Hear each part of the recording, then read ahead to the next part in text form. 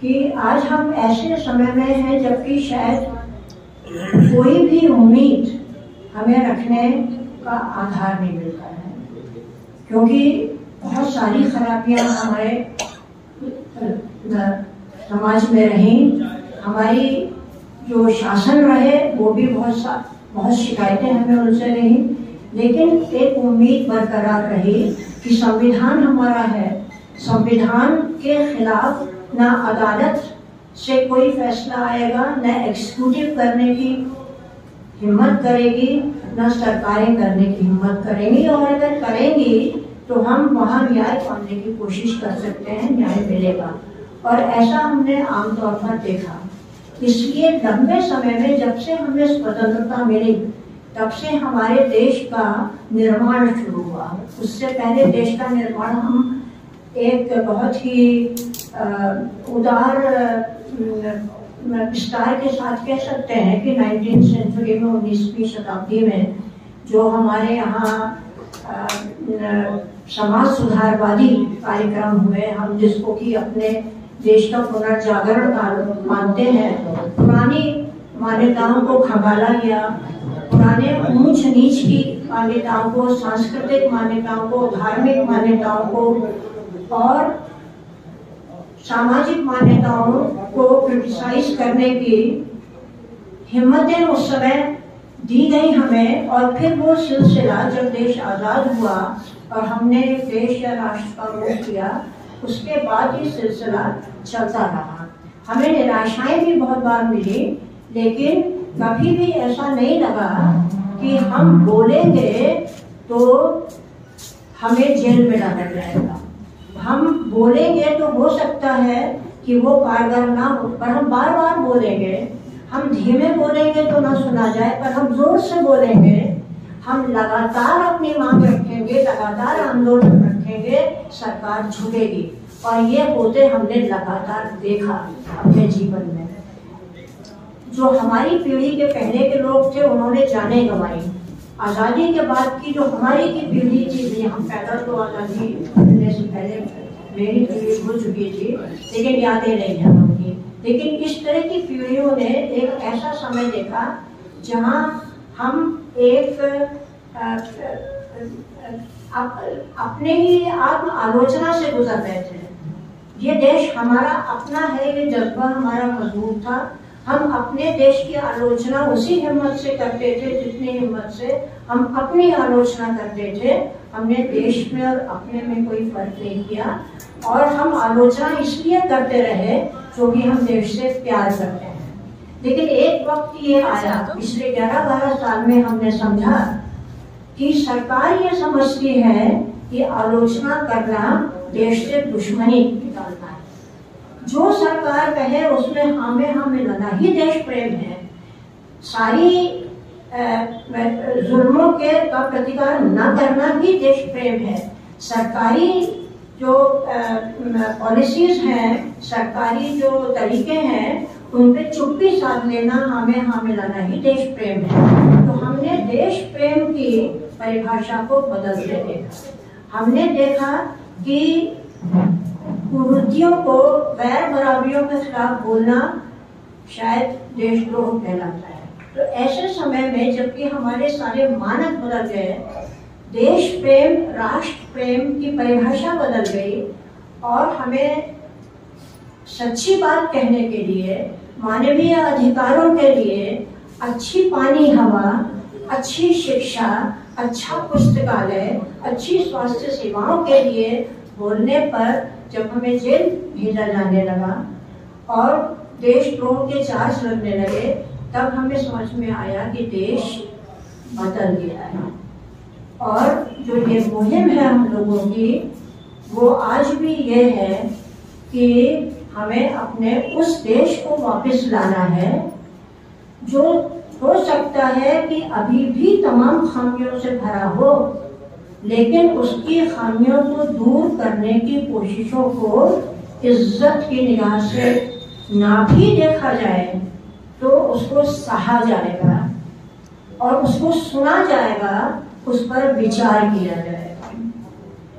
जो प्रक्रिया आज खत्म हो गई है, मैं आपको स्पष्ट बता दूं कि मैं गांधीवादी अपने को नहीं कहती हूँ, मेरा कोई ऐसा आवाज नहीं है, लेकिन गांधी हमारे सामने हर समस्या के समय हमारे दिमाग में आप खड़े होते हैं।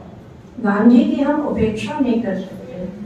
हम उस व्यक्ति की उपेक्षा आज तो बिल्कुल ही नहीं कर सकते, जबकि जिन्होंने उन्हें मारा और जिस विचारधारा ने उनके विचारों की हत्या की, लगातार की, 100 साल ही नहीं बल्कि उसके पहले उनके जो पूर्वज संस्थाएं भी रही हैं, जिन्होंने लगातार हमारी बहुलतावादी संस्कृति की हत्या की, हमारी एक साथ एक दूसरे के दुख दर्द को समझने की जो हमें एक तासीर थी, उस तासीर को जिन लोगों ने खत्म किया, हमारी लड़ाई आज उनसे है।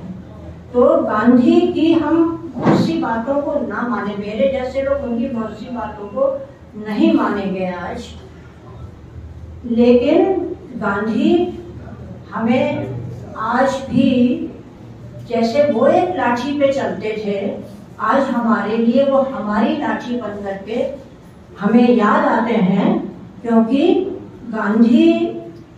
हम गांधी का क्रिटिसिज्म करने के लिए भी हमें उनके जो अहिंसा, बहुलतावाद और सबसे प्रेम करो, ये वाली बात है जो कि हमारे आज भी मूल्य बने हुए हैं, और उन्हीं मूल्यों के लिए हम आज भी लड़ना चाहते हैं। तो हम गांधीवादी हो या ना हो, गांधीवादी संस्थाओं में जो भी दुर्गति हुई है उसके अंदर ही उसके दुश्मन कैसे बैठे हैं, ये गांधीवादी संस्थाओं में भी नहीं हुआ है, ये हर तरह की संस्थाओं में हुआ है। ये दूसरे तरह की जो वामपंथी संस्थाएं हैं उनमें भी ये हुआ है, जो रेडिकल वामपंथी थी उनमें भी हुआ है, जो हमारे जैसे लोग जो ना वामपंथी हैं ना गांधीवादी हैं, सिर्फ समतावादी हैं। हमारे जैसे लोग सिर्फ समतावादी हैं, जो इस बात में विश्वास रखते हैं कि हमें अपने से फर्क लोगों से भी दुख दर्द समझने हैं, हमें उनका हाथ पकड़ के साथ में चलना है, हमें आत्म आलोचना करनी है, अपनी कमियों को दूर करना है और दूसरों की अच्छाइयों को लेकर के साथ में खड़ा होना है, हमें एक दूसरे की मदद करनी है, और जो हमसे भिन्न हैं उनकी आज़ादी के लिए भी हमें भी खड़ा होना है। मुसलमान अपनी आज़ादी के लिए खड़ा हो, हिंदू अपने लिए, हम इसमें विश्वास नहीं करते हैं। हम इस बात में विश्वास करते हैं कि हम एक दूसरे के लिए खड़े होंगे, आज़ादी की लड़ाई में यही हुआ। आप में से पता नहीं कितने लोगों को पता है कि वो वर्ग जो कि जिसमें हम जाना पसंद नहीं करेंगे, उनका भी योगदान रहा है। आपको याद होगा कि किस तरीके से एक वेश्या ने भगत सिंह को पनाह दी थी, और उसने रिस्क सहे, बहुत बड़ा खतरा है सहे, और इस तरह की तमाम बंगाल में बहुत सी वेश्याओं ने अपनी जानें दी आजादी की लड़ाई लड़ने में। तो वो आजादी की लड़ाई चूंकि हमारे लिए एक प्रतीक है, वो हमें तमाम सारे मूल्य देता है, और उसके जो अगुआ थे वो महात्मा गांधी। इसलिए हम महात्मा गांधी के प्रतीक होते हुए भी महात्मा गांधी को एक सहारे की तरह अपने साथ में रहते हैं, उनको याद करते हैं, और आज जो हम उनके नाम से जो लड़ाई जो चल रही है, और बहुतों के नाम से वो लड़ाई चल रही है, सिर्फ उन्हीं के नाम से नहीं, पर ये यात्रा गांधी के ही नाम से है। तो जो हमें आज उनका सहारा लेके इस यात्रा में हम उनका सहारा ले रहे हैं, और बहुत से और मौकों पे हम बहुत से दूसरे नामों का भी सहारा लेते हैं। हम गांधी, नेहरू, पटेल, सुभाष इनको अलग नहीं कर पाएंगे, और उन तमाम लेखकों को अलग नहीं कर पाएंगे, एक्टिविस्ट को अलग नहीं कर पाएंगे, उन स्त्रियों को जिन्होंने की झांसी की रानी, चाहे वो हर अपने अपने मुल्क, अपने अपने राज्य के लिए लड़ रहे थे, लेकिन जब वो राज्य के लिए अंग्रेजों के खिलाफ मिलकर के खड़े हुए, तभी हम सन 47 में एक देश बन गए। उसके पहले हम देश नहीं थे, उसके पहले हम राष्ट्र थे ही नहीं, हम 47 में ही राष्ट्र बने। और जब राष्ट्र बने हैं तो उस बहुलता को लेकर के बने हैं, तो उस बहुलता को बचाने के लिए, आपस की सद्भावना को बचाने के लिए, हमारे अंदर की जो एक नमी है, एक दूसरे के दुख दर्द समझने की जो नमी है, वो रेतीली हो जाए, इसकी कोशिशें आप चलें। उसे रेतीले होने से बचाने के लिए एक हमें हरियाली चाहिए। वो हरियाली है प्रेम की, एक समझदारी की, हैंड होल्डिंग की। हम एक दूसरे का हाथ, जो हमसे भिन्न है, हम उसका हाथ पकड़ेंगे और देश को इस अंधकार से दूर करेंगे।